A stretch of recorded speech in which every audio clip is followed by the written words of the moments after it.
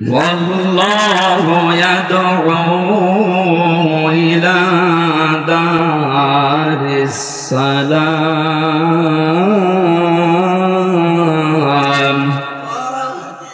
ويهدي من يشاء إلى صراط مستقيم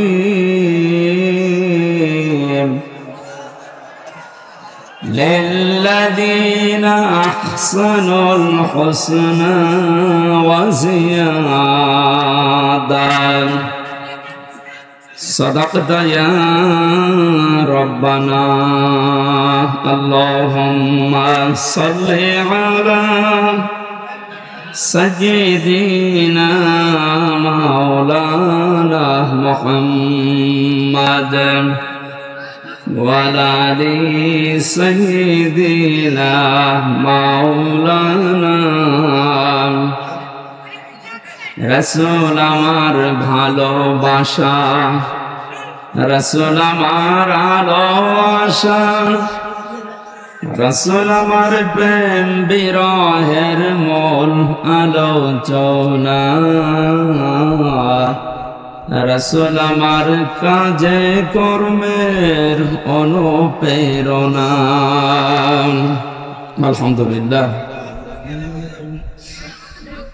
বাংলাদেশের ঐতিহ্যবাহী জেলা যশোর চৌগাছা থানার অন্তর্গত রামকৃষ্ণপুর ঈদগাহ ময়দানে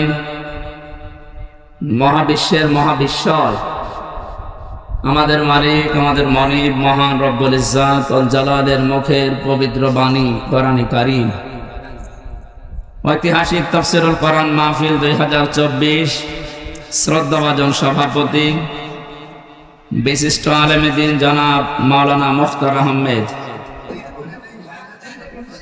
এতক্ষণ পর্যন্ত যিনি আলোচনা রাখলেন বিশিষ্ট ইসলামী চিন্তাবিদ শিক্ষাবিদ হাজার হাজার ছাত্রের উস্তাদ বিশিষ্ট রাজনীতিবিদ আমার শ্রদ্ধাভাজন ব্যক্তিত্ব জনাব অধ্যাপক মোহাম্মদ মতিয়ার রহমান আতালাল্লাহু উমরাহু ওয়া বারাকাল্লাহু ফি হায়াতি বলেন আমিন।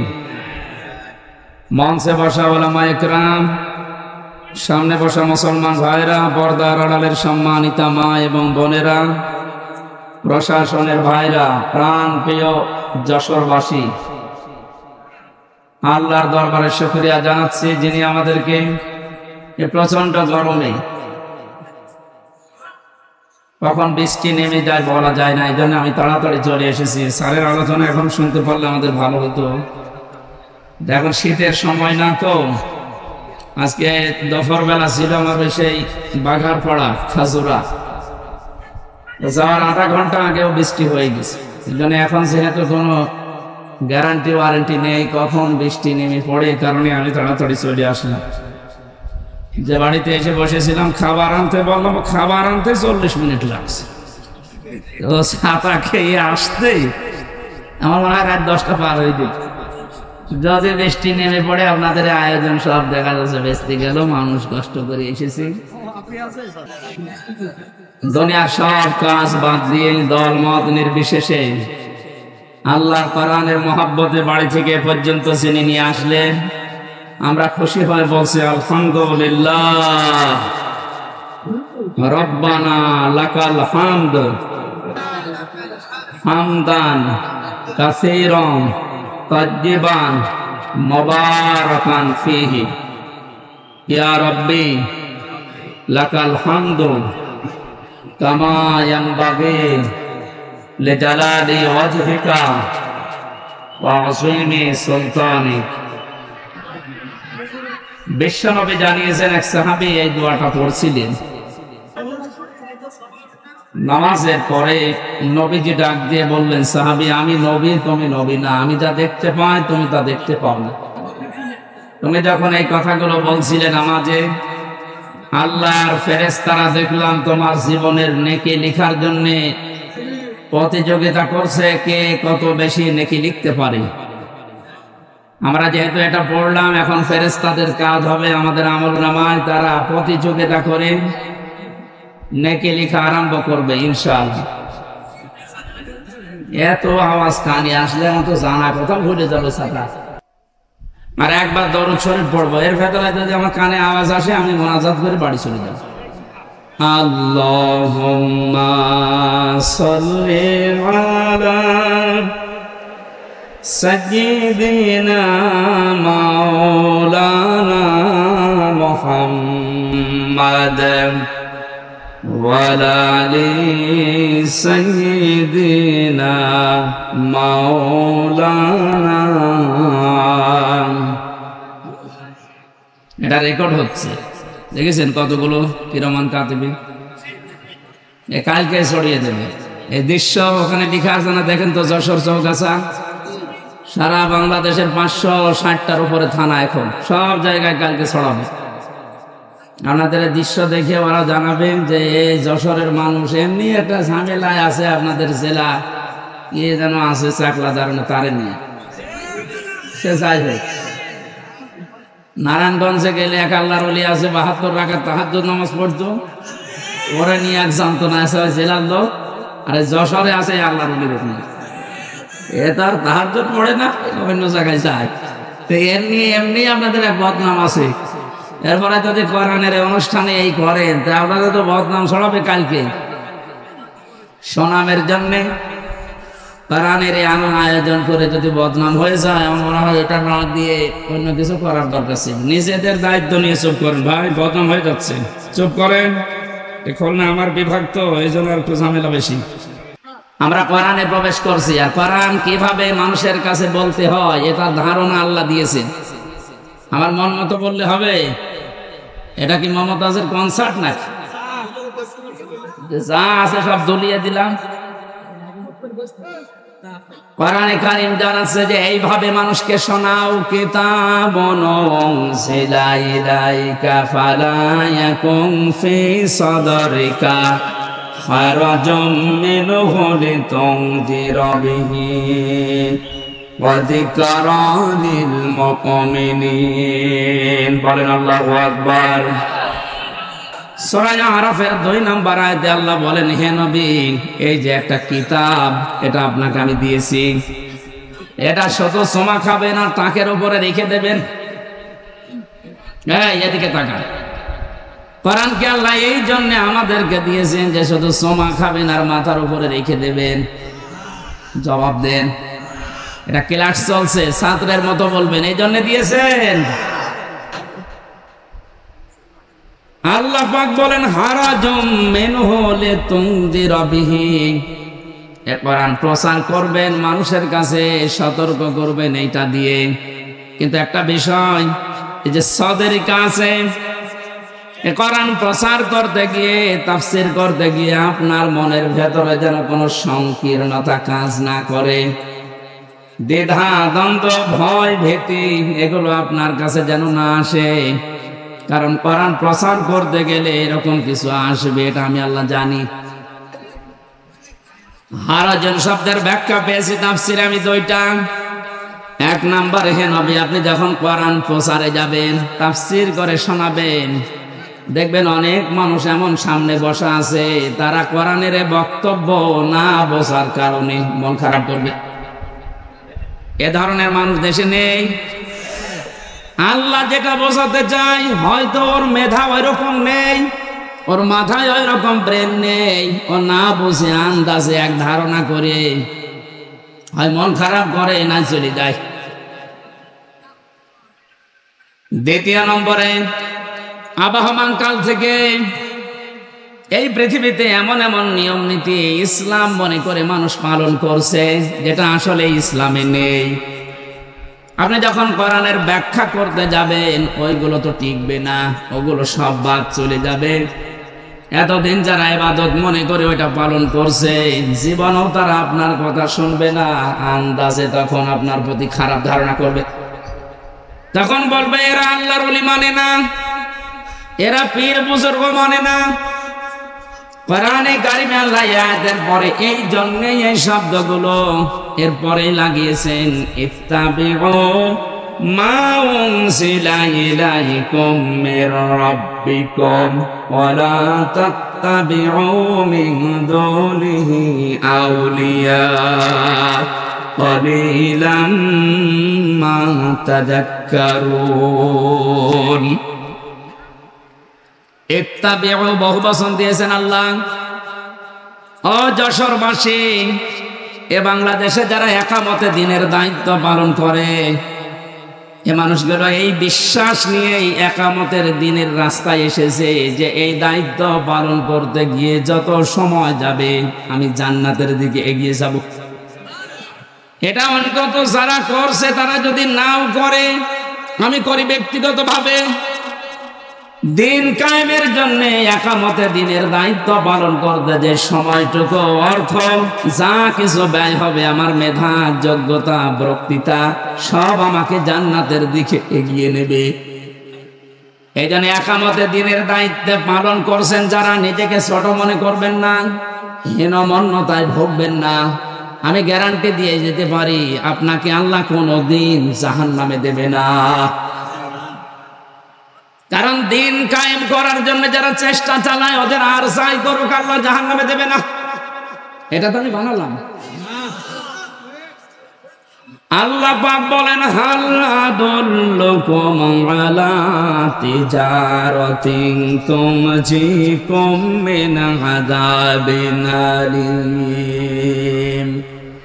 ওহে যারা ঈমানের দাবি করো, আমি কি আমার একটা ব্যবসার কথা বলে দেব, যেটা করলে তোমাদেরকে জাহান্নামের আগুনে যাওয়া লাগবে না, যন্ত্রণাদায়ক আযাব থেকে আল্লাহ তোমাদের বাঁচিয়ে দেবে।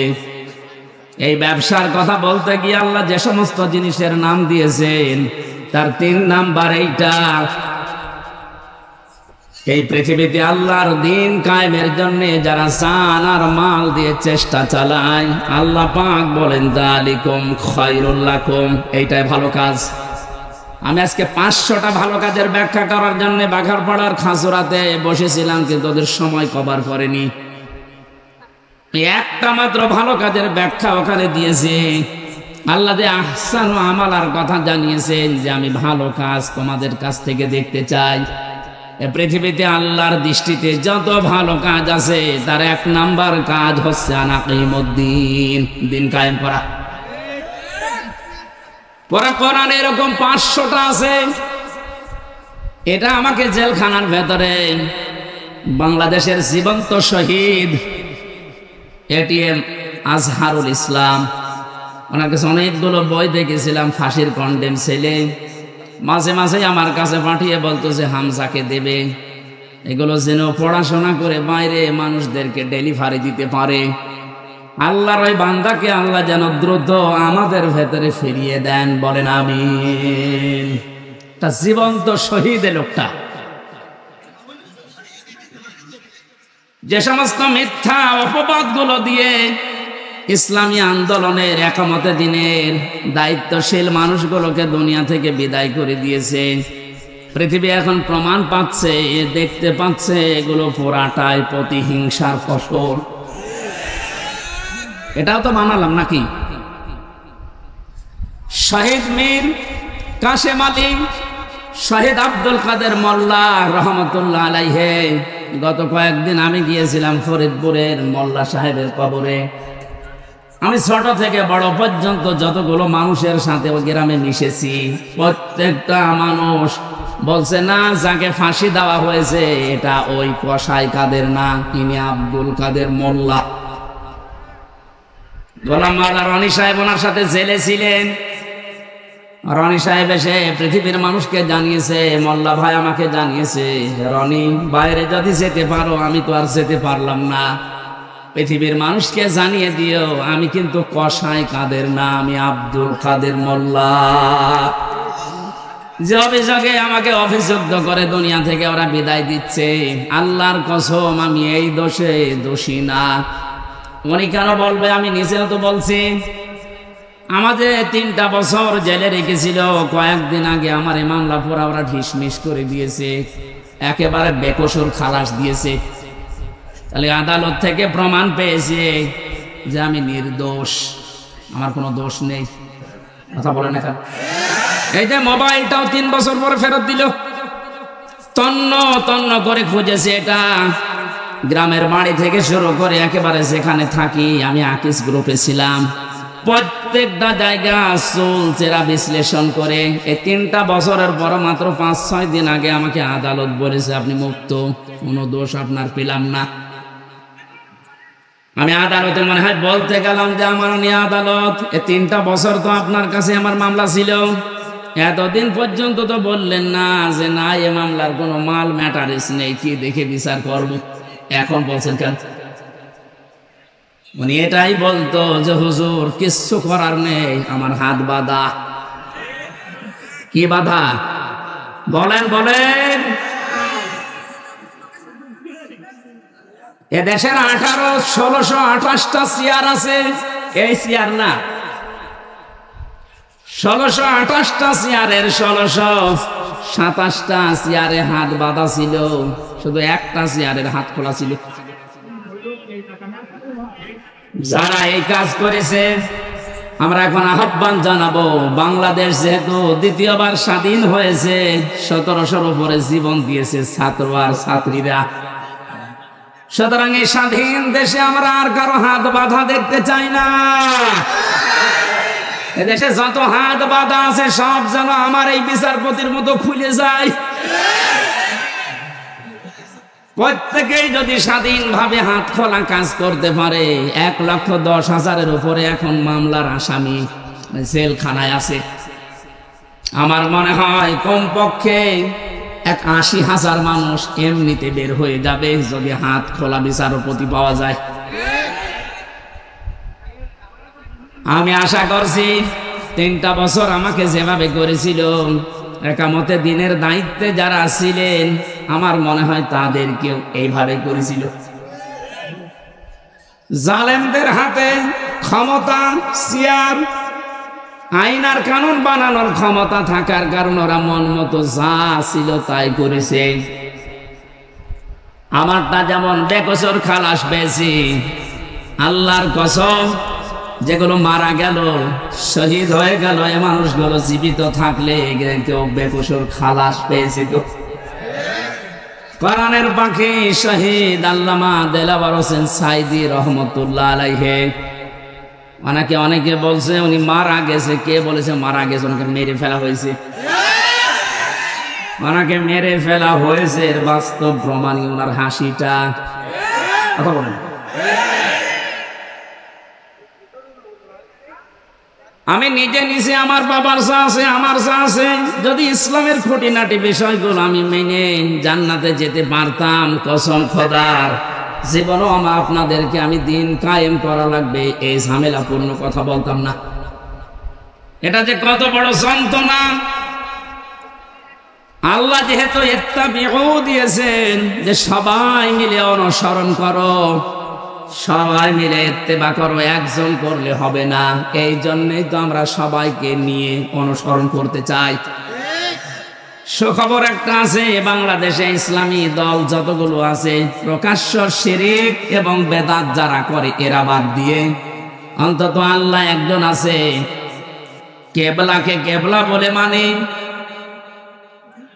এইরকম কিছু নিয়ম নীতিতে যারা কাউকে শরীক করে না, কাউকে বিশ্বাস করে না আল্লাহ বাদে, এ মানুষগুলো দেখলাম আজকে সব এক হওয়ার জন্য ঐক্যবদ্ধ হচ্ছে। জালেমরা তো পালিয়েছে, মুনাফিক যারা এদের গায়ে অনেকের এখন আগুন লেগে গেছে, কারণ এরা চিন্তা করছে এভাবে যদি সব এক হয়ে যায়, আমরা 5 তারিখের পর থেকে যেভাবে শুরু করেছিলাম এই কাজও বন্ধ হয়ে যাবে। ওরা বুঝে ফেলেছে, এখানে আশা করছে যেভাবে এগিয়ে যাচ্ছে সবাই মিলে অনুসরণ করার জন্য। ধর্ম বিষয়ক উপদেষ্টা যিনি আছে ডক্টর, আল্লাহ তার হায়াতে তার যে বাসিহাতে কল্লিয়া বাড়িয়ে দেন, বলেন আমিন। ডক্টর চেষ্টা এবং ইখলাস যা দেখতে পাচ্ছি, আশা করছি ইসলামের সূর্য সামনে আমরা এদেশে দেখতে পাবো ইনশাআল্লাহ। এই জন্য যারা আছি আমরা ছোটখাটো বিষয় নিয়ে মত পার্থক্য বাদ দেওয়া লাগবে। একটা হোস্টেলে 100 জন খাবার খায়, সকালে নাস্তা কলার পাউরুটি। 20 জন হোস্টেল ম্যানেজারকে আহ্বান জানিয়েছে যে স্যার এটা যেন ঠিক থাকে। 80 জন বলছে না, এটা আমরা আর খাবো না, নতুন মেনু আমাদেরকে দেন। কিছু কিছু ছেলেরা বলছে আমাদেরকে খিচুড়ি দেওয়া লাগবে সকালে, কেউ কেউ বলছে আমাদেরকে চিড়া দেওয়া লাগবে, কেউ কেউ বলছে আমাদেরকে রোল দেওয়া লাগবে। আর ওই যে 20 জন ওরা বলছে যা আছে ওইটাই আমরা চাই, কলা পাউরুটি। ম্যানেজার বলছে এভাবে হবে না, ভোট দেওয়া লাগবে। আমি তো একবারে পাল্টিয়ে দিতে পারি না। ভোট দেওয়ার পরে দেখা গেল যে আগের যে 20 জন আছে কলার পাউরুটি ওটা ঠিকই আছে। চিড়া যারা চেয়েছিল তারা 18 জন হয়েছে, যারা খিচুড়ি চেয়েছে তারা 17 জন, যারা রোল চেয়েছে তারাও 15 জন। এভাবে ভাগ ভাগ করতে করতে 20 পর্যন্ত আর যায়নি, আগে যা ছিল ওইটাই কায়েম হয়ে আছে। কি বসালাম বলেন তো? এদেশে 20 জন মাত্র এখন আগের যে সিস্টেম গুলো ছিল ওইটাই চালু রাখতে চাচ্ছে, কিন্তু আমরা এখন 80 জন পাল্টিয়ে গেছে। এই কথা বলছে, আমরা এই 80 জন মিলে এখন যদি এই ছোটখাটো বিষয় নিয়ে মত পার্থক্য করি, কিয়ামতের আগে আমরা 20-এর উপরে যেতে পারবো না। এই জন্য সব বাদ দেওয়া লাগবে। কার কয় কলি টপি, কার লম্বা টপি, কার জব্বা, কার সিরা, কে হাত বাঁধে, কে মোনাজাত করে, এগুলো সব বাদ দেন। আল্লাহ একজন আছে, রাসূল আমার নেতা। এই বিশ্বাসে যারা বিশ্বাসী তারা আমরা এখন 80 জন। আরো জোরে আমরা কোন বিষয় নিয়ে আর সামনে ঝামেলা যেন না করে। 80 জন যদি ঠিক থাকতে পারি, ভোট যদি 80টা এক জায়গায় পড়ে, ওরা তো 20 জন চালিয়ে আসছে আগে থেকে, কিয়ামত পর্যন্ত ওরা আর বাড়বে না, কারণ আমাদের বরদোয়া লেগে আছে।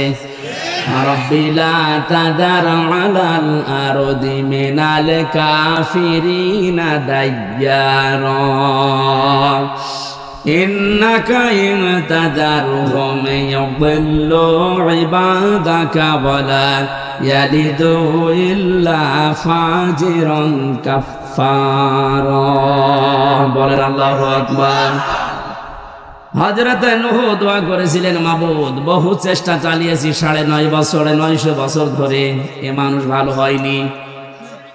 তোমার কাছে আমি শেষ পর্যায়ে বরদোয়া দিলাম, এদের আন্ডা বাচ্চা পর্যন্ত যেন জমিনে না থাকে, কারণ যেটা থাকবে ওইটা দিয়ে তোমার বান্দাদেরকে গোমরা বানাবে। আমরা এই 53 বছর কোরআনের পাখি প্রায় 50 বছর চেষ্টা চালিয়েছে, কিন্তু জালেমদের পরিবর্তনের কোন সুযোগ ওরা গ্রহণ করেনি। কথা বলে না কেন? চেষ্টা তিনি কম চালিয়েছিল। অধ্যাপক মতিয়ার রহমানও চেষ্টা চালিয়েছে, বহু কায়দায় উনি বুঝিয়েছে আপনাদের,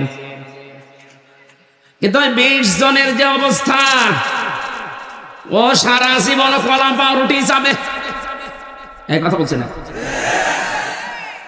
80 জন আমরা পরিবর্তন হয়ে পর্যায়ে এসেছি, আর ওরা সেই 20 জনই আছে। ও কিয়ামতের আগে আর পাল্টাবে না। কেন পাল্টাবে না?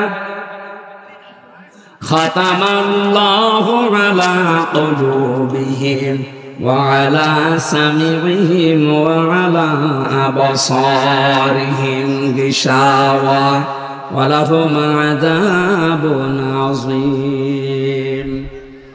আল্লাহ পাক বলেন, ওদের অন্তরে আমি মোহর লাগিয়ে দিয়েছি, ওদের কানের উপরে, ওদের চোখের উপরে পর্দা লাগিয়েছি। কঠিন যন্ত্রণাদায়ক আযাব ওদের জন্য রেডি আছে। কারণ এই পৃথিবীতে যারা আল্লাহর কালামকে অপমান করার চেষ্টা চালায়, তাদেরকে আল্লাহ হেদায়েত থেকে বঞ্চিত করে দেয়।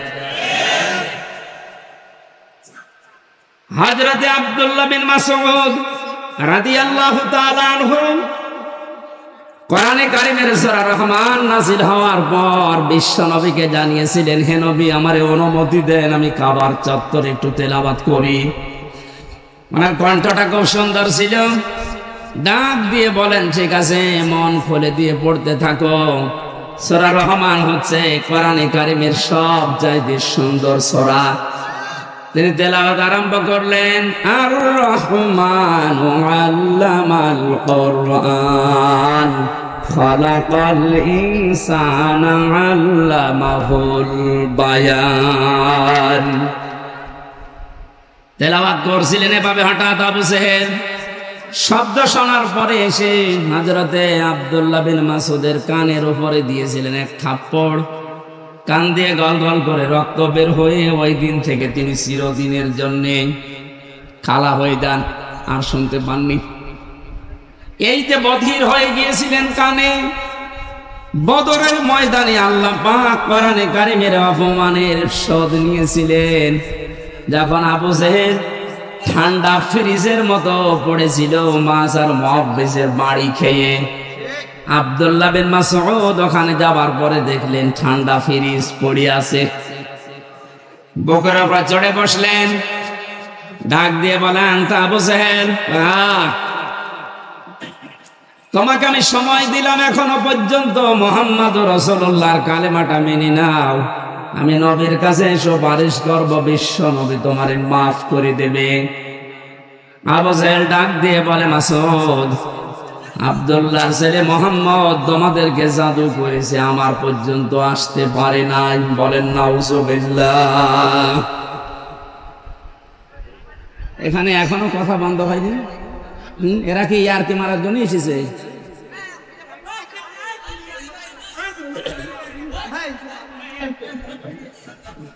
আমার ভাইরা, হযরত আব্দুল্লাহ বিন মাসউদ দৌড় দিলেন নবীজির রওজার কাছে। তারপর ভেতরে দেখেন বিশ্ব নবী মুহাম্মদুর রাসূলুল্লাহ হাত তুলে মোনাজাতে লিপ্ত আছে।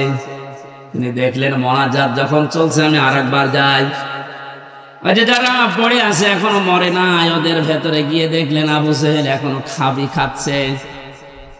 ডাক দিয়ে বলে, তোরে সময় দিয়েছিলাম, আরেকবার দিলাম, বল। ও আবার একই কথা জানিয়েছে। তিনি আরেকবার ঘোড়া দিয়ে এসে বললেন, বল। এবার আর একটু বাড়িয়ে বলেছে, আব্দুল্লাহর পোলা মুহাম্মদ তোমাদেরকে জাদু করেছে, আমার পর্যন্ত আসতে পারে নাই। পরে আমি এখনো যদি পাই, এখনো টুকরা টুকরা করব। হযরত ইবনে মাসউদ বললেন, না, এতক্ষণ তোরে সময় দিয়েছিলাম, আমি আর সময় দিলাম না। তুই যখন মুহাম্মদুর রাসূলুল্লাহর উপরে এই দাবি তুললি, তোরে আমি শেষ করে দেব। তরবারি বের করে গলার ভেতরে লাগিয়েছেন। আবু জেহেল ডাক দিয়ে বলে, মাসউদ, কি করবি এখন? আলাদা করব। ওই সময় বলেছিল আলাদা করবি, কর, আমার গলাটা একটু বড় করে কাট, দেশের মানুষ যেন দেখে বোঝে যেটা নেতার মাথা। মরে যাচ্ছে, তাও তেজ কমছে না। আমার মনে হয় এই দেশে 5 তারিখের পরে অনেক আবু জেহেলকে আমরা এখনো পর্যন্ত দেখতে পেয়েছি, পাচ্ছে, মরে যাচ্ছে, তেজ কমছে। খাতামাল্লাহু আলা কুলুবিহিম, আল্লাহ কলবের উপরে মেরে দিয়েছেন একেবারে মোহর। ইয়ার ভালো হওয়ার কোনো পরিবেশ নেই।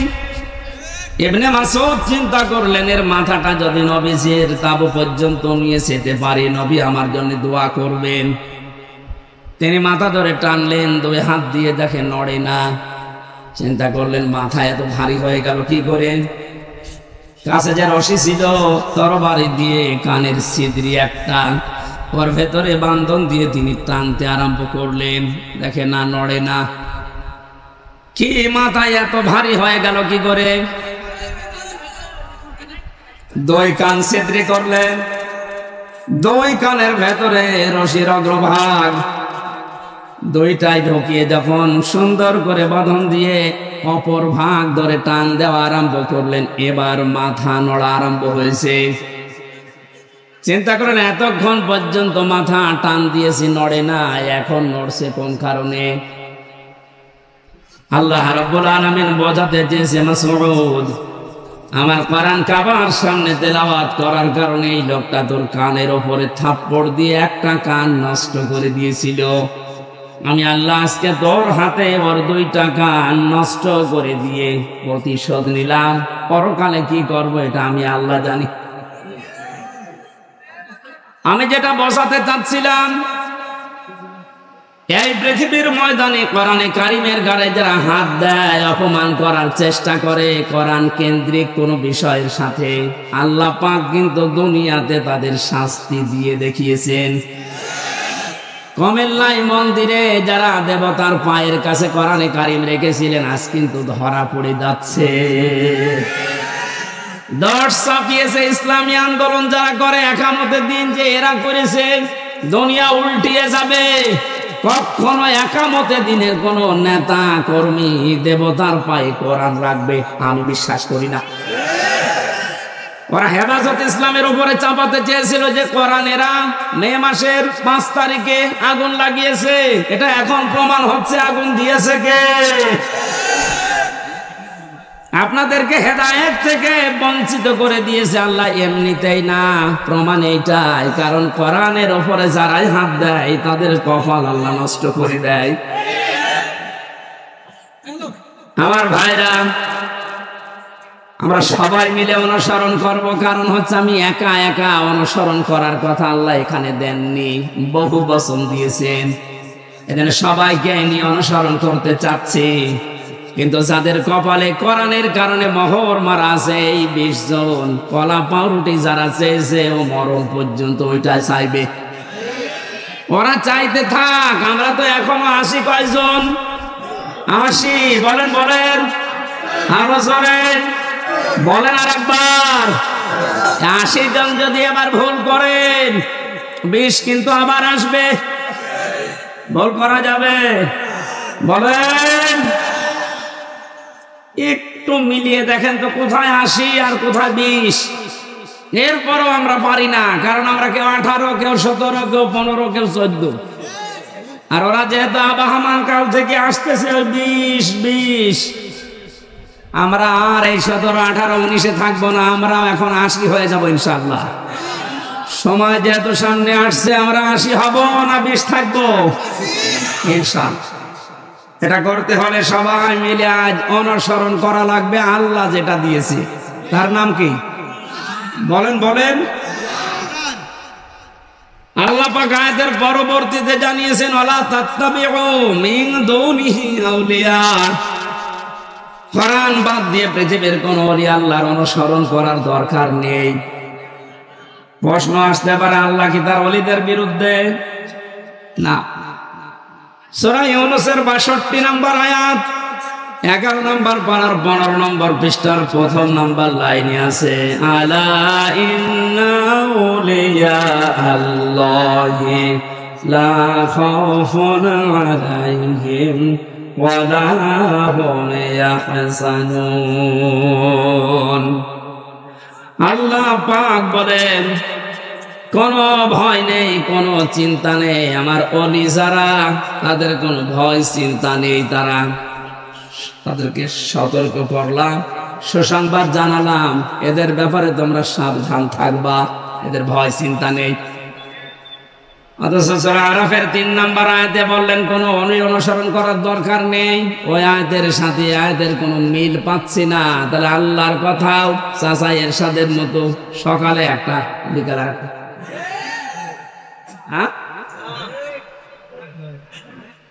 কোরআনে কারিমে আল্লাহ তো জানিয়েছেন, লা মুবাদদিলা লিকালিমাতি। আল্লাহর কালামের কোনো পরিবর্ধন নেই। অথচ ওখানে বললেন ওলিদের কোনো চিন্তা নেই, আর এখানে বলছেন ওলির অনুসরণ করার দরকার নেই। মুফাসসিরিন ইকরাম লিখেছেন আয়াতের ব্যাখ্যা করতে গিয়ে, আল্লাহ এই জন্যে ওলি অনুসরণ নিষেধ করেছেন। আল্লাহ খুব ভালোভাবে জানেন, কারণ বর্তমান ভবিষ্যৎ এগুলো সব জানেন কে? আরো জোরে বলেন। সব যেহেতু তার নিজের জ্ঞানে আছে, উনি আগেই জানতেন যে ভবিষ্যতে কিয়ামত পর্যন্ত আমার এমন বান্দা বান্দি দুনিয়ায় আসবে, আর আমি আল্লাহর চাইতে ওদের আব্বাকে বড় মনে করবে। এই জন্য আল্লাহ নিষেধ করেছেন কোনো আব্বার কোনো অনুসরণ করার দরকার নেই। কালিলাম মা তাযাক্কারুন। আল্লাহ আফসোস করছেন যে আমার বক্তব্য শোনার পরে আমার কিছু বান্দা বান্দি ফিরে আসবে, অধিকাংশ গুলোই মুখ ফিরিয়ে চলে যাবে। বলেন নাউজুবিল্লাহ। এই জন্য কোরআন উপস্থাপনের যে ধরন আমরা শিখেছি আল্লাহর কাছ থেকে, আপনি হয়তো না বোঝার কারণে মন খারাপ করতে পারেন। 2 নম্বরে আল্লাহ যেটা জানাতে চেয়েছে ওটা আবাহমান কাল থেকে আসতেছে, আল্লাহর বক্তব্যের সাথে মিলছে না। এখন আপনি কি ওই বাপ দাদারটাই মেনে চলবেন না আল্লাহর বর্ণনা করাটা? এখানে আর একটা বিষয়, একটা মাসলা পাওয়া যায়। আজ যারা অন্ধ অনুসরণ করে ইসলামকে, দিনকে মানার চেষ্টা চালাচ্ছেন, এদেশে আছে। এই কারণে বলছি, পৃথিবীতে শুধু মুহাম্মদ রাসূলুল্লাহ সাল্লাল্লাহু আলাইহি ওয়াসাল্লামকে বাদ দিয়ে কাউকে অন্ধ অনুসরণ করা জায়েজ নেই। কেন জায়েজ নেই? কারণ উসওয়াতুন হাসানা এই শব্দটা শুধুমাত্র মুহাম্মদ রাসূলুল্লাহকে আল্লাহ দিয়েছেন। পৃথিবীর কাউকে আল্লাহ উসওয়াতুন হাসানা এটার গ্যারান্টি দেয়নি। লাকাদ কানা লাকুম ফি রাসূলিল্লাহি উসওয়াতুন হাসানা, অবশ্যই তোমাদের জন্য মহত্তম আদর্শ লুকিয়ে রেখেছি আমি আল্লাহ রাসূলুল্লাহর জীবনে। কার জীবনে? বলেন বলেন। আল্লাহকে এখানে বলতে পারতেন না যে আব্দুল্লাহ বিন মুহাম্মদ, মুহাম্মদ ইবনে আব্দুল্লাহ, তার জীবনের ভেতরে আমি লুকিয়ে রেখেছি। তার নাম তো আল্লাহ জানতেন, কেন তার নামটা এখানে উচ্চারণ না করে রাসূলুল্লাহ দিলেন? কারণ তিনি মুহাম্মদ রাসূলুল্লাহ এই শব্দটা পেয়েছিলেন নবী হওয়ার পর থেকে। 40 বছরের আগ পর্যন্ত মানুষ তাকে আরব জাহানে বলতো আব্দুল্লাহ বিন মুহাম্মদ। আর 40 বছরে যখন তিনি কোরআন পেয়েছেন তখন শুধু আব্দুল্লাহ বিন মুহাম্মদ না, হয়ে গেছেন রাসূলুল্লাহ। তাহলে অনুসরণ করা, অনুকরণ করা মুহাম্মদ ইবনে আব্দুল্লাহকে ফরজ না রাসূলুল্লাহকে ফরজ? আশা করছি আমি যেটা বোঝাতে চাচ্ছি আপনি বুঝবেন। এই বাংলাদেশ সহ বিশ্বের বহু জায়গায় আমি গিয়ে দেখেছি তারা আজ এখনো পর্যন্ত কথা বলছে আমরা নবীওয়ালা কাজ করি। হ্যাঁ, আপনি আব্দুল্লাহ বিন মুহাম্মদ, মুহাম্মদ ইবনে আব্দুল্লাহ, ইনি যতদিন পর্যন্ত নবী হওয়ার আগ পর্যন্ত নামে মানুষ তাকে ডাক দিয়েছে, আপনার জীবনে এই কাজগুলো আছে। কারণ তিনি ওই সময় সত্য কথা বলতেন, ভালো কাজের আঞ্জাম দিতেন। কোন মানুষ যদি বিপদে পড়তেন সেখানে এগিয়ে যেতেন। এই কাজগুলো মুহাম্মদ ইবনে আব্দুল্লাহর জীবনীতে আমরা সিরাত ইবনে হিশামে, সিরাত বিশ্বকোষের ভেতর থেকে পেয়েছি। কিন্তু তিনি যখন রাসূলুল্লাহ হয়ে গেছেন, তার আপন চাচা আবু লাহাব পর্যন্ত জানের শত্রু হয়ে দাঁড়িয়েছে। এই বাংলাদেশ সহ বিশ্বে আজ যারা বলেন আমরা নবীওয়ালা কাজ করি না, আপনি মুহাম্মদ ইবনে আব্দুল্লাহর কাজ করেন। রাসূলুল্লাহ নবীওয়ালা কাজ যদি কেউ দাবি করে, উনি যেমন রাসূল হওয়ার পর থেকে 63 বছর, এই 23 বছরে 82 বার টার্গেট হয়েছিলেন ইহুদিদের, আপনি অন্তত 82 বার না হলেও 2 বার তো হবেন।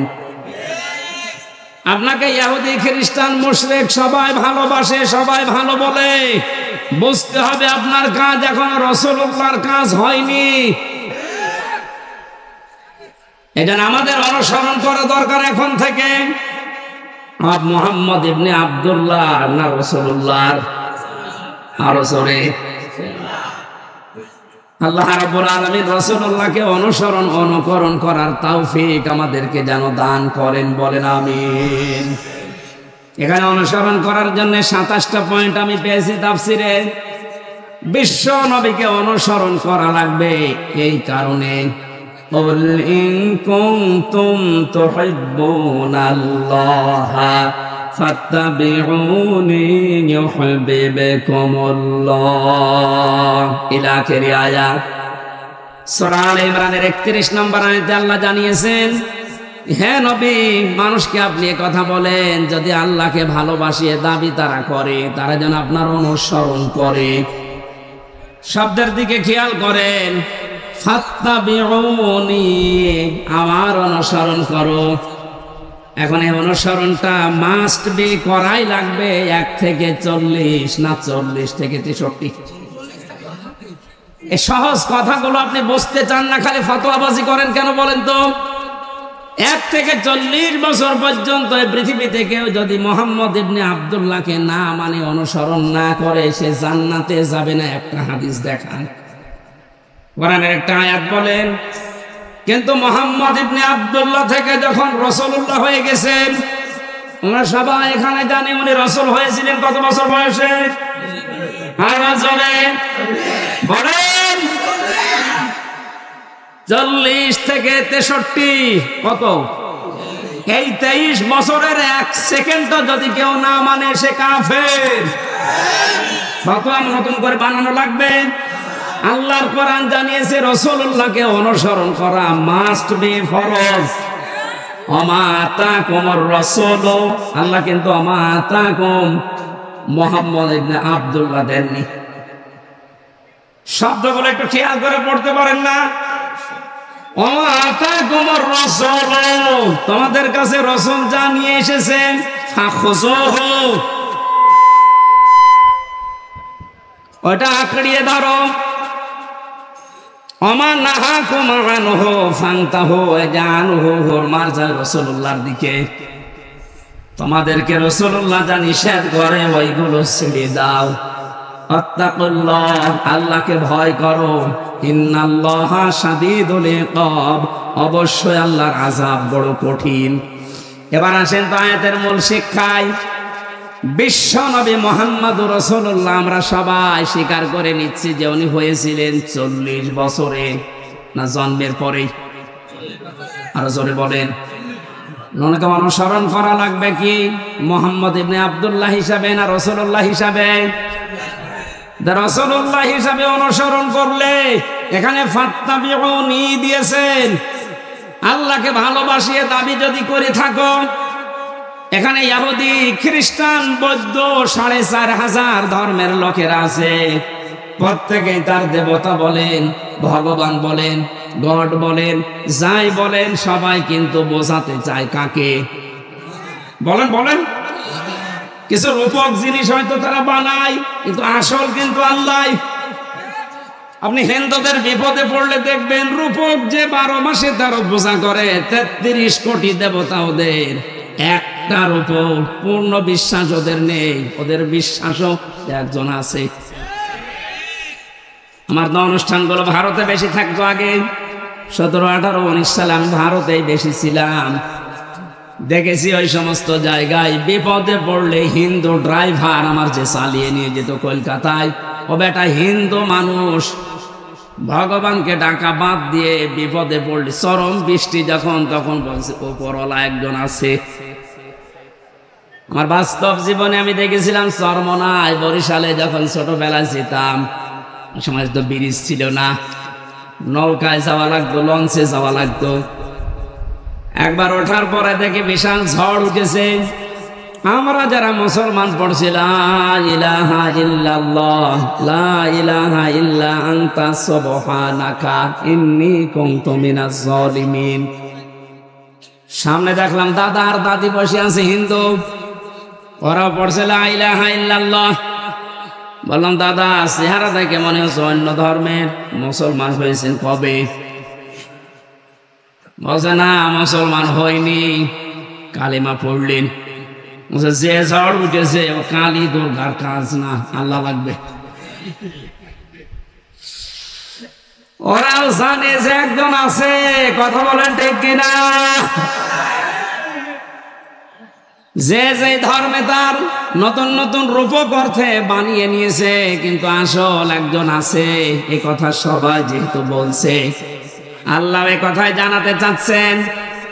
তোমরা যারা বলো আল্লাহ তোমাকে ভালোবাসে, তোমাকে আমরা মহব্বত করি, আল্লাহ বলছেন এই কথার দাবি পূরণ করার জন্যে ফাত্তাবিউনি, আমার রাসূলের অনুসরণ করা লাগবে। কি করা লাগবে? এবার আমার প্রশ্ন, এখানে যারা জ্ঞানী মানুষ তাদের কাছে, এই অনুসরণ কি আংশিক না পূর্ণাঙ্গ? আরো জোরে বলেন। আজ এই বাংলাদেশ সহ বিশ্বের বহু মুসলমানেরা, আমি যে সিঙ্গাপুর, মালয়েশিয়া কয়েকটা রাষ্ট্র ঘুরে আসলাম এই 15-20 দিন আগ থেকে, বাস্তবতা দেখেছি হাজার হাজার লক্ষ লক্ষ আমাদের মতো মুসলমান আংশিক কিছু মানা কিছু অনুসরণের মাধ্যমে ওরা মনে করছে আমরা নাজাত পেয়ে যাব, অথচ ফাত্তা বেগুনি আমরা সবাই স্বীকার করছি অনুসরণ আংশিক না, এটা পূর্ণাঙ্গ। নাকি আংশিক?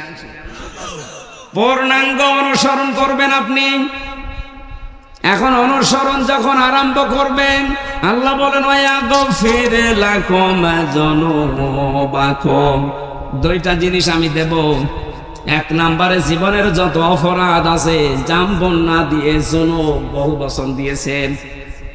আপনি যদি অনুসরণ করা আরম্ভ করেন, আপনার জীবনে দুইটা পুরস্কার আল্লাহ দেবে। যত গুনাহ ছিল পেছনে সব আল্লাহ রাসূলের অনুসরণের কারণে মাফ করে দেবে।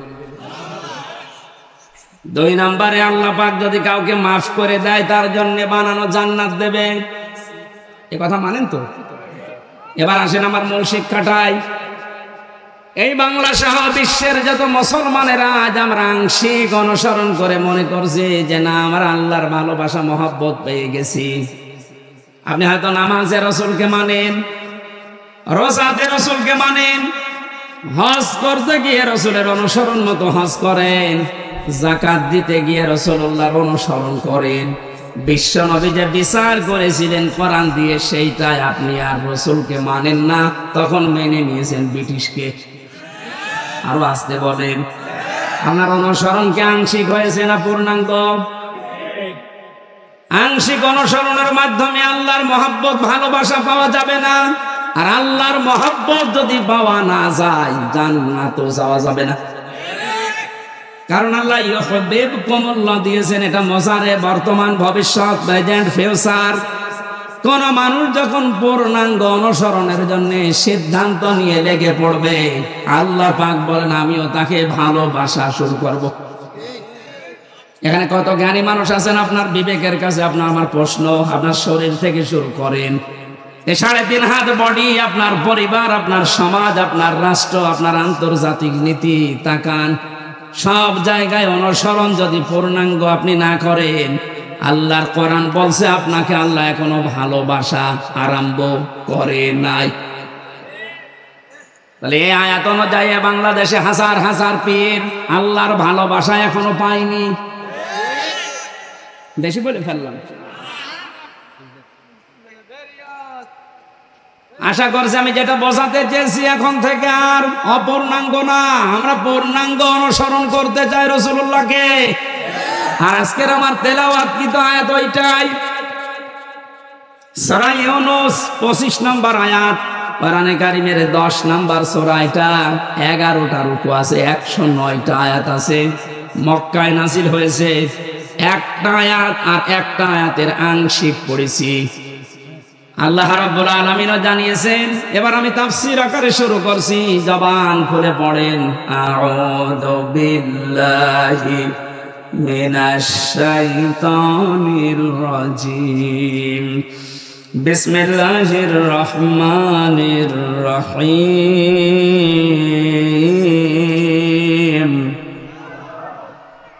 ওয়াল্লাহু ইয়াদউ ইলা দারিস সালাম। আল্লাহ পাক বলেন আমি আল্লাহ তোমাদেরকে আহ্বান জানাচ্ছি, ডাকতেছি শান্তির ঘরের দিকে। আজ বাংলাদেশ বৈষম্য বিরোধী ছাত্র আন্দোলনের মাধ্যমে যে 9টা দফা দিয়েছিল, ওই দফাগুলো একটা একটা করে একটু পড়ে দেখেন। আমি তো মিলিয়ে দেখেছি এই আয়াতের বাস্তব প্রতিফলন ওই 9টা। আমি ওগুলো সব নোট করেছি, একটা একটা করে আপনি মিলাবেন এখন থেকে।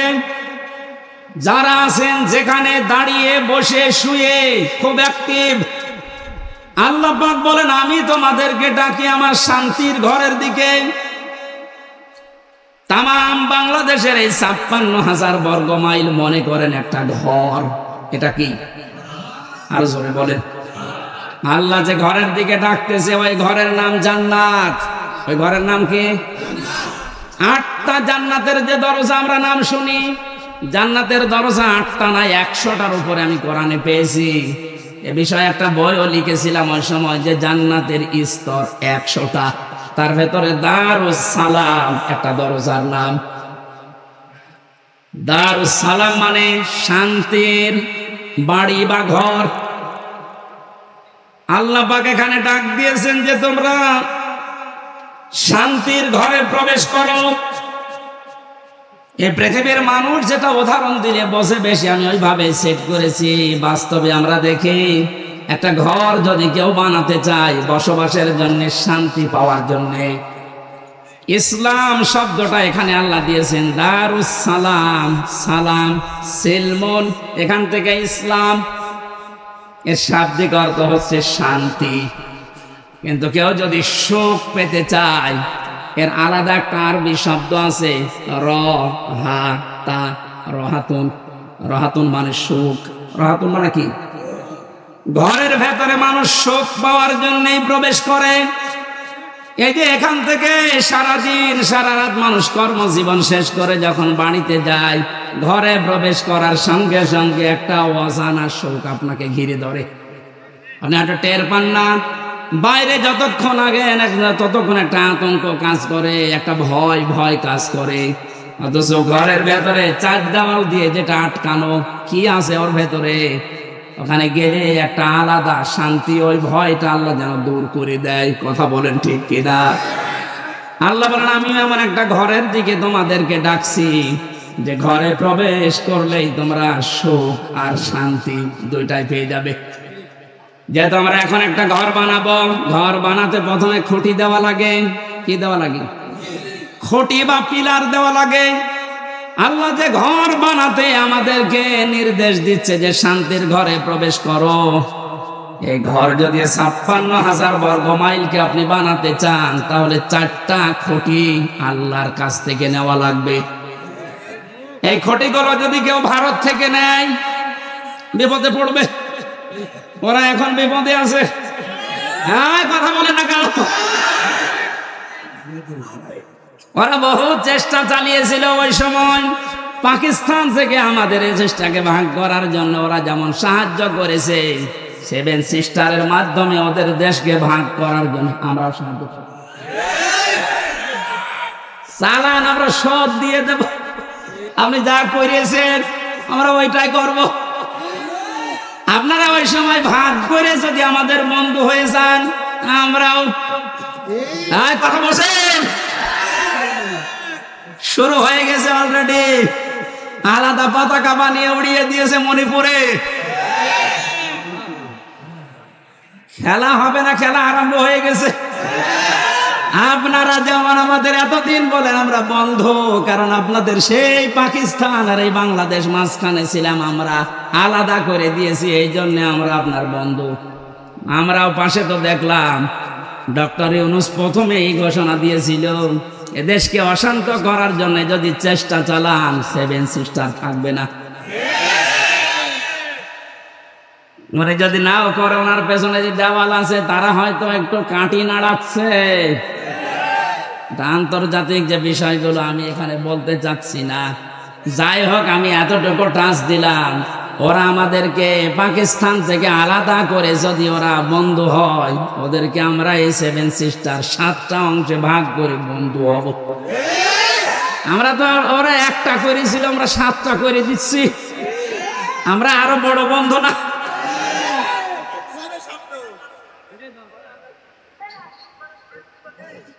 যশোরবাসী এবার খেয়াল করেন, না আমরা শুধু ভারত থেকে না, চীন থেকে না, রাশিয়া থেকে না, আমেরিকা না, কারো কাছ থেকে খুঁটি নিতে চাই না।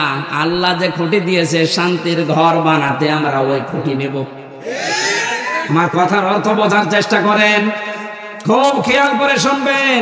আমি কোরআনে কারীম থেকে পেয়েছি, 1 নম্বরে আল্লাহ পাক বুনিয়াল ইসলাম আলা খামসিন শাহাদাতি আল্লাহ ইলাহা ইল্লাল্লাহ।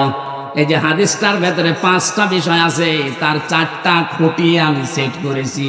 নামাজ, রোজা, হজ আর যাকাত, এই 4টা খুঁটি মজবুত ভাবে গেড়ে দেওয়া লাগবে।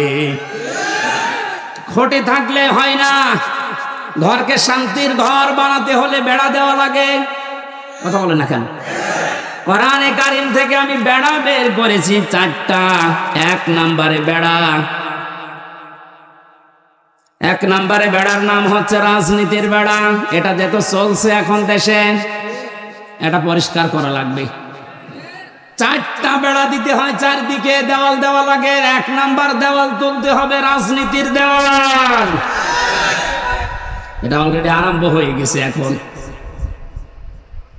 যেহেতু আমরা শান্তির ঘর চাই, আর পৃথিবীতে শান্তির ঘরের দেওয়াল দিতে হলে রাজনীতি, এটা লেনিনের কার্ল মার্ক্সের না, রাজনীতি নেওয়া লাগবে রাসূলুল্লাহ। এবার রাসূলুল্লাহর রাজনীতি কি? এবার তাকান, সূরা নিসা 5 নম্বর পারা 6 নম্বর পৃষ্ঠা 9 নম্বর লাইনের 59 নম্বর আয়াতের প্রথম অংশে সুবহানাল্লাহ আলহামদুলিল্লাহ লা ইলাহা ইল্লাল্লাহ সুবহানাল্লাহ আলহামদুলিল্লাহ লা ইলাহা ইল্লাল্লাহ। মাইকের আওয়াজ আর বাড়ান, গলা ব্যথা করছে। যশোরবাসী, শান্তির যে ঘর আমরা নির্মাণ করতে যাচ্ছি, এই ঘরে যারা রাজনীতির বেড়া হিসাবে থাকবে, এই মানুষগুলোকে অনুসরণ করার একটা বিশাল সুন্দর সিস্টেম আল্লাহ আয়াতে দিয়েছেন। আল্লাহ পাক বলেন, আমাকে অনুসরণ করো, আমার রাসূলকে অনুসরণ করো। তোমাদের ভেতরে যারা রাজনীতি করবে, নেতা হবে, নেতৃত্ব দেবে, তাদেরকে অনুসরণ করবা। কিন্তু শিক্ষা হচ্ছে আতিউ, এই শব্দটা এটা একটা ফেল, এটা ভার্ব, এটা ক্রিয়া। এটা আল্লাহ নিজের নামে আর রাসূলের নামে দিয়েছেন, কিন্তু উলিল আমর যারা রাজনীতি করবে, নেতৃত্ব দেবে, নেতা হবে, তাদের আগে দেননি। বাংলার মুসলমানেরা, এমন একটা ঘর যেহেতু আমরা নির্মাণ করতে যাচ্ছি, যে ঘরে প্রবেশ করলে কোনো ভয় থাকবে না। হ্যাঁ, কোনো চিন্তা থাকবে না। বলেন বলেন, এমন একটা ঘরে আমরা যেতে প্রবেশ করতে ইচ্ছা করছি বা প্রবেশ করব বলে আশা করছি, যে ঘরের ভেতরে, ঘরের এরিয়াতে গেলে কোনো চিন্তাই থাকবে না। ঘরের পাশে যে যদি ছিনতাইকারী ধরে, ঘরের ভেতরে যারা বসবাস করছে, ওরা দা নিয়ে, খন্তা নিয়ে, বটি নিয়ে, কথা বুঝতেছেন, বাড়ির ভেতর থেকে এসে ছিনতাইকারীকে এই ঝিনাইদার সাবেক এমপির মতো টুকরা টুকরা করে ফেলবে। আমার মনে হচ্ছে এরা না বুঝে চিল্লাচ্ছে। না, আমি জানি আপনারা বুঝে ফেলেছে। শান্তির যে ঘর আমরা বানাতে যাচ্ছি, যা প্রবেশ করতে যাচ্ছি, যে সিস্টেম গুলো দিয়ে রাজনীতির এই বেড়া দেওয়ার জন্য, দেওয়াল দেওয়ার জন্য, আমাদের সামনে যারা আসবে রাজনীতি করতে, এই বেড়া দেওয়ার আগে দেখতে হবে আল্লাহ রাসূলকে মেনে চলে কিনা। এই জন্য আতিউটা আল্লাহ উলিল আমর রাজনীতি নেতাদের আগে দেননি। এখন থেকে সিদ্ধান্ত নিয়ে বাড়ি যাবেন আজকে। এই বেড়াটা যেহেতু সামনে দেওয়া লাগবে শান্তির ঘরে, সুতরাং আল্লাহ রাসূলকে যদি আমার বাবা হয়েও মেনে না চলে, ওই বাবাকে আমি ভোট দেব না। আমার আত্মীয় না, দূরের মানুষ, ও যদি আল্লাহ রাসূলকে মেনে চলে, ওর দ্বারা দুনিয়া এবং আখিরাতে আমার কাজ হবে। এতে কাজ হবে ওর দ্বারা, এটা আমি মানালাম। বলে সূরা নিসা 5 নম্বর পারা 10 নম্বর পৃষ্ঠার 12 নম্বর লাইনের 85 নম্বর আয়াতে আছে, মাইয়াশ ফাশাফাতান হাসানাতাই ইয়াকুল্লাহু নাসীবুম মিনহা ইলা আখির আয়াত। দলিলগুলো লম্বা করছি না, গরমে আমার ভেতরে ঘেমে যাচ্ছে, জন্য তাড়াতাড়ি করছি। দুনিয়ায় যারা একটা ভালো কাজে সুপারিশ করবে, ভোট দেবে, রায় দেবে, সমর্থন জানাবে, ওই লোকটা চেয়ার পাওয়ার পরে যে ভালো কাজ করে সওয়াব পাবে, আপনি শুধু এই রায় দেওয়ার কারণে একই সওয়াব পাবেন। যে লোকটা এই কাজ করে আমাকে উপকার করছে দুনিয়া এবং আখিরাতে, সে যদি আমার দোলা ভাই না হয়, আমার বাবা না হয়, ও যদি আল্লাহ রাসূলকে মেনে চলতে পারে, ওকে আমি সমর্থন জানাবো, সাপোর্ট করব, সুপারিশ করব। ঠিক? কারা এই মতের সাথে রাজি আছেন দেখে লিল্লাহি তাকবীর। এই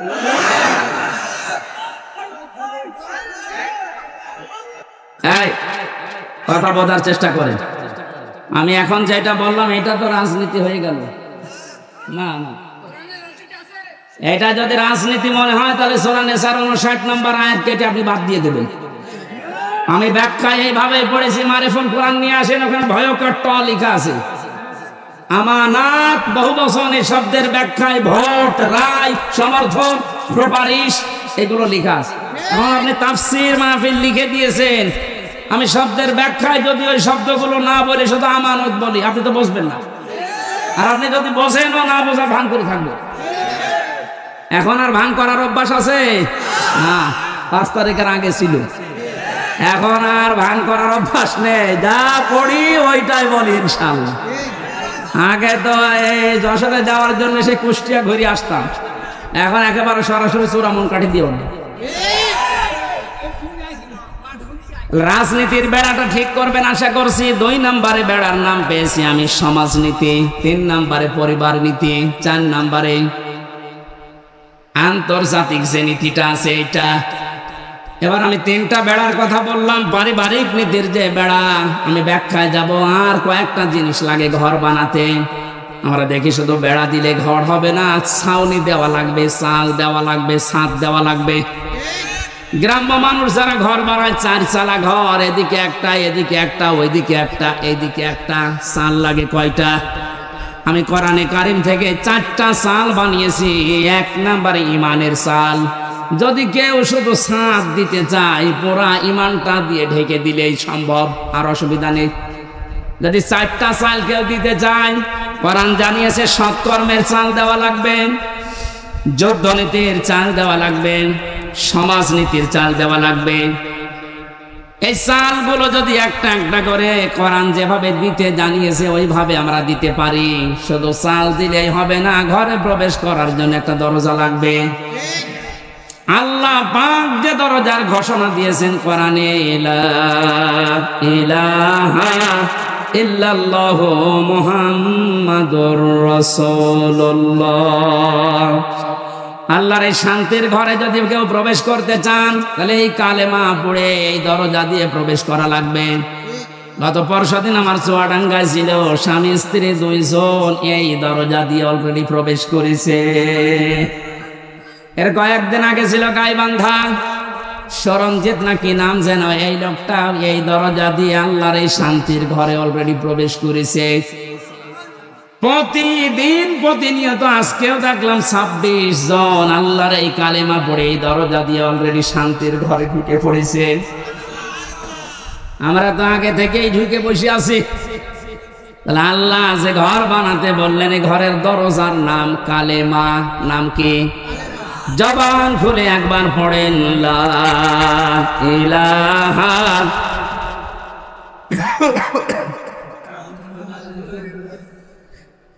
ঘরে এবার প্রবেশ করছি যারা, এ ঘরে প্রবেশ করতে হলে আংশিক পা দিয়ে আর 1 পা বের করে রেখেছি, শান্তিতে থাকতে পারবেন। দরজা দেওয়া লাগবে না। বলেন, দরজা যদি কেউ দিতে চায়, কোরআনে কারীম জানাচ্ছে, ইয়া আইয়ুহাল্লাযীনা আমানু দুখুলু ফিস-সিলমি কাফ।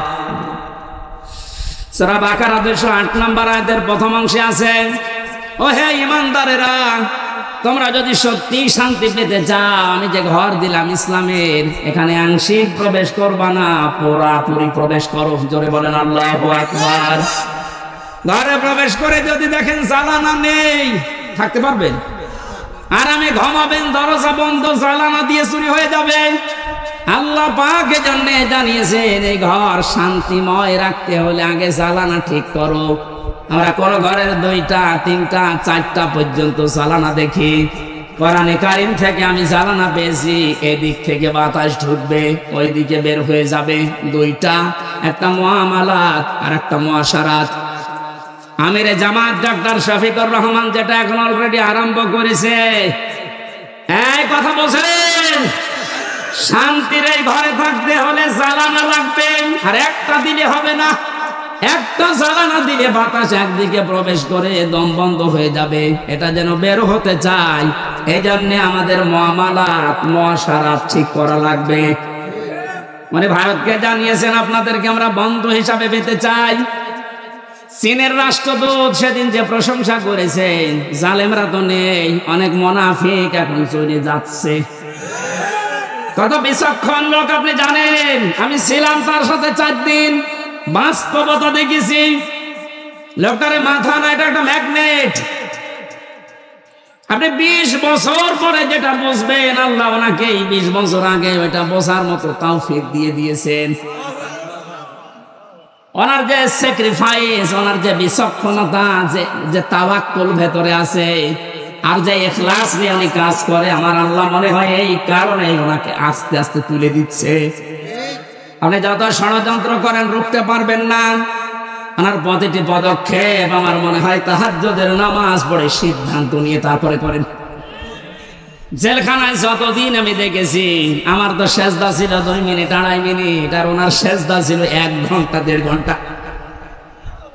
উনি সেজদায় এসে মনে হয় কাঁদতেন যে আল্লাহ আমাকে আরো ছেলে মেয়ে বেশি দাও, আমার সম্পদ আরো বাড়িয়ে দাও। কি করেছে 1 ঘন্টা 1.5 ঘন্টা সেজদায় বসে বসে। এমন এমন কিছু উনি এই যে বছরের পর বছর জেল খাটার মাধ্যমে চেয়েছিলেন, আমার আল্লাহ ওই চাওয়াগুলো জিনিস এখন আস্তে আস্তে ওনাকে দিয়ে দিচ্ছে। জালেমরা বিদায় নিয়েছে, মুনাফিকদেরকে বলবো আপনি থামেন, পারবেন না। কারণ ওনার যে মুআমালাত, ওনার যে মুআশারাত, যে বিচক্ষণতা। কোথায়? কুষ্টিয়ায় 3 জন হসপিটালে ভর্তি আছে, কুষ্টিয়ার জেলা আমির জানে না। উনি আছে কক্সবাজারে, ওখান থেকে জেলা আমিরকে কল দিয়ে বলছে 3 জন আপনার জেলায় হাসপাতালে কিছুক্ষণ আগে অ্যাক্সিডেন্ট করে পড়ে আছে, আপনি কোথায়? বলেন তো তার দূরদর্শিতা কত দূর। সেরকম একটা জেলা না, 64টা জেলা বাংলাদেশে।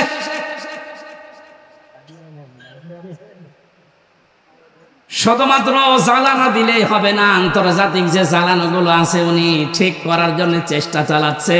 আল্লাহ যেন ওনাকে নিজের কুদরত দিয়ে পরিচালিত করেন, বলেন আমিন। শুধু জ্বালানা থাকলেও ঘর ঠিক থাকে না, ভেন্টিলেটর লাগে। কথা বলছেন এখন? ভেন্টিলেটর লাগবে না, আলো বাতাস প্রবেশ করার জন্য ডিশের তার লাগানো লাগবে না, বিদ্যুতের তার লাগানো লাগবে,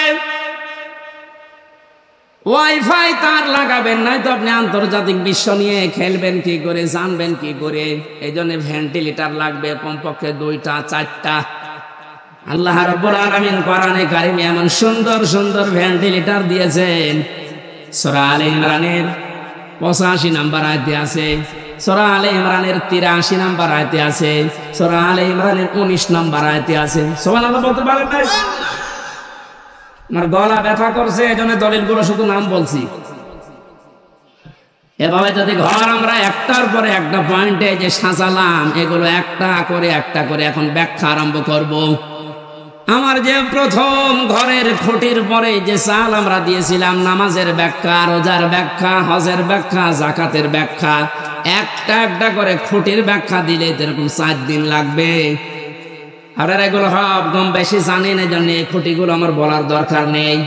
কয়েকটা চালের কথা, কয়েকটা বেড়ার কথা, দেওয়ালের কথা আমি বলছিলাম, তার ভেতরে একটা রাজনীতির বেড়া আমরা ঠিক করবো তো ইনশাল্লাহ। বাস্তবে যে দেখবেন আল্লাহ রসুলকে মানি না, ও আমার পীর হলেও ওরে মানি না, আমার বাবা হলেও মানি না, আমার ভাই হলেও মানি না। আল্লাহ রসুলকে মেনে চলে ও যদি এখানে বাড়ি না, আমার আত্মীয় না, কারণ এই বেড়া আমার দেওয়া লাগবে। এরপরের বেড়ার নাম পারিবারিক জীবনের বেড়া। এ বেড়ায় হাজারো মানুষের আমাদের ঠিক নেই, এখানে অনেক আলেম পর্যন্ত আছে। আমি বাস্তবে দেখেছি তাদেরও পরিবারে খাস পর্দা হয় না। আমি শপথ নেওয়ার জন্য গত 8 তারিখে 8 দিন আগে আমির জামাত এসেছিল কুষ্টিয়ায়, আমার ডেট ছিল ওই দিন। 120টার উপরে আমার প্রশ্ন করেছি পারিবারিক জীবন নিয়ে, যে প্রশ্ন করেছিল প্রায় 17-18টা।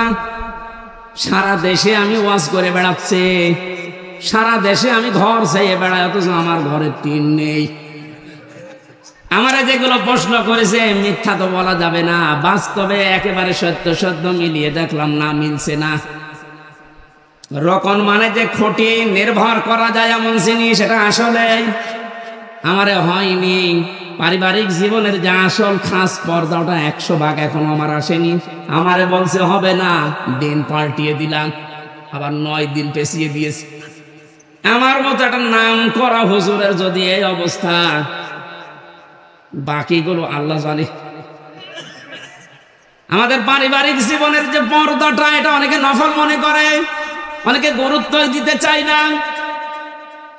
আজকে আমি এখানে আসার পরে যে বাড়িতে বসেছিলাম, বাড়িওয়ালা তার বউ, মেয়ে, বেটার বউ সব নিয়ে আসতেছে, হুজুর দেখবে।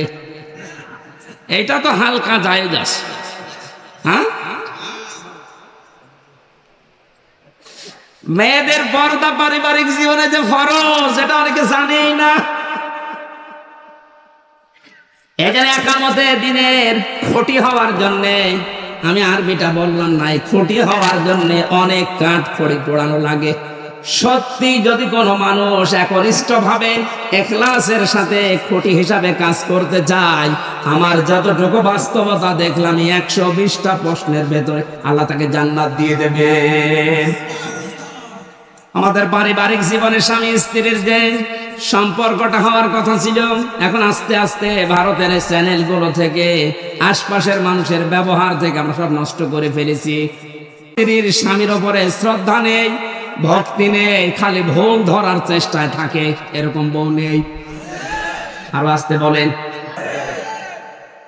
এ পৃথিবীতে যত খারাপ স্বামী হোক, ফেরাউনের মতো এত খারাপ স্বামী কারো কপালে জুটেছে? নিজের স্ত্রীর হাতে ব্রেক লাগিয়েছে, পায়ের ভেতরে ব্রেক লাগিয়েছে, কপালের ভেতরে সোনাকা দিয়েছে, মাথার উপরে গরম তেল ঢেলে দিচ্ছে। হযরতে জিবরাইলকে আল্লাহ বললেন, জান্নাতটা নিয়ে ধরো আমার এই বান্দির সামনে। হযরতে আসিয়া জান্নাত দেখার পরে বলতে পারতেন, আল্লাহ তুমি আমার মরণ দিয়ে জান্নাতে প্রবেশ করাও। তিনি বলেননি। তিনি বলেছিলেন, মাবুদ তুমি জান্নাত আমার সামনে পাঠিয়ে দিয়েছো, আমি এইটা চাই না, আমি চাই তুমি যেখানে আসো ওই জায়গায় একটা ঘর আমার জন্য আলাদা বানাও, যেন ওখানে বসে বসে সব সময় তোমাকে দেখতে চাই। আমার উপরে অত্যাচার চলছে, জুলুম চলছে, তোমার আবার যেন রাগ হয়ে না যায়। অনাজ্জিনি মিন ফিরআউনা ওয়া আমালিহি ওয়ানাজ্জিনি মিনাল কওমিজ যালিমিন।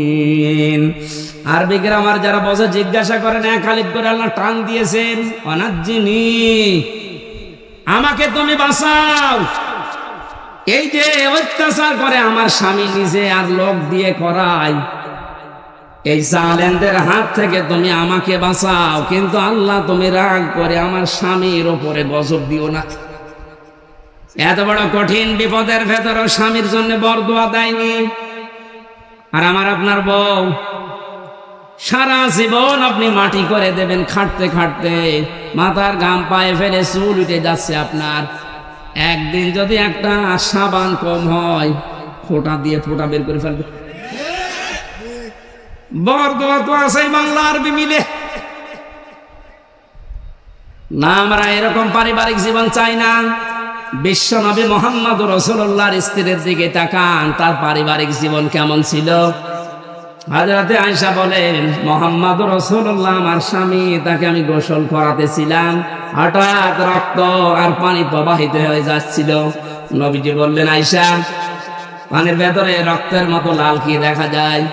হযরতে আয়েশা বলেন, হে রাসূল, আপনি যখন গোসল করার জন্য টুলের উপরে বসেছিলেন, ওর একটা পায়া আমার পায়ের উপরে পড়েছিল, আঙ্গুল ফেটে রক্ত বের হচ্ছে। বললেন, একটু বলতে পারলেন না আমাকে? আমি আগে উঠে পড়তাম। হযরতে আয়েশা বলেন, হে রাসূল, এটা তো আমার পায়ের আঙ্গুল ফাটা, রক্ত বের হয়েছে। যদি কলিজা ফেটে রক্ত বের হতো, আমার স্বামীকে আমি উঠতে বলতে পারতাম না। এরকম ভক্তি শ্রদ্ধা করা বউ তো ঘরে ঘরে। কার বউ এরকম? একটু হাত তোলেন তো। এই মহিলারা আছে কোনে গো? একটা মানুষ হাত তোলে। কিসের ওয়াজ করবে? আমাদের এই যে বেড়া আছে দেওয়ালে, দেওয়াল নড় পড়ে জানা যাচ্ছে, কিসের শোক পাবেন এই দেওয়ালের ভেতরে? কি আশ্চর্য, যশোরের মা বোনেরা একটা স্বামীও হাত তোলে নাই। আলহামদুলিল্লাহ বলবো না নাউজুবিল্লাহ বলবো? আমি জেলখানায় দেখেছিলাম 100 জনের প্রায় 70 জন জেল খাটতেছে এই পারিবারিক জীবনের কারণে।